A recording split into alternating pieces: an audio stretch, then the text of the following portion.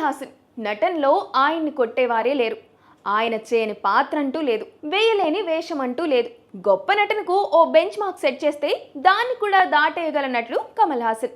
నేను కమల్ హాసన్ అంతటి నటుణ్ణి అని ఎవరైనా చెప్పుకున్నా ఓవర్గా ఉంటుంది. కానీ కమల్ కూడా చేయని పాత్రని చేశా అనడం ఇంకాస్త ఎక్కువ కాంట్రవర్సీని సృష్టించినట్లు అవుతుంది. జేడి చక్రవర్తి ఇప్పుడు అదే చేశారు. సత్య లాంటి సినిమాల్లో జేడి నటన గురించి ప్రత్యేకంగా చెప్పుకుంటుంటారు.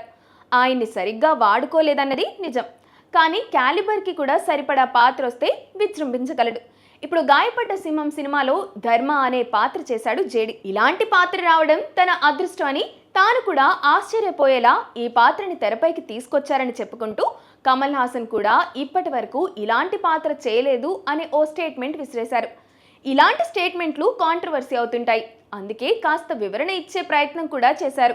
వరల్డ్ సినిమా హిస్టరీలో కమల్ని మించిన నటులు లేరు. నేను ఆయన కాలి గోటికి కూడా పనిచేయను. కానీ గాయపడ్డ సింహం సినిమాలో నేను చేసిన పాత్ర కమల్ హాసన్ కూడా ఇంతవరకు చేయలేదు. ఆయన చేయలేరని కాదు, కానీ ఆయనకు అలాంటి అవకాశం రాలేదు. కానీ నాకు వచ్చింది అని క్లారిటీ ఇచ్చే ప్రయత్నం కూడా చేశారు జేడి. ఆయన ఎంత క్లారిటీ ఇచ్చినా కమల్తో పోల్చుకోవడం కాస్త ఇబ్బంది పడే అంశమే. తరుణ్ భాస్కర్ హీరోగా నటించిన గాయపడ్డ సింహం చిత్రానికి కశ్యప్ దర్శకుడు, పవన్ సాధినేని నిర్మాతగా వ్యవహరించారు. మే 1న ఈ చిత్రాన్ని విడుదల చేస్తారు. ఆంధ్ర, తెలంగాణలో ఈ సినిమాని దిల్ రాజు విడుదల చేస్తున్నారు.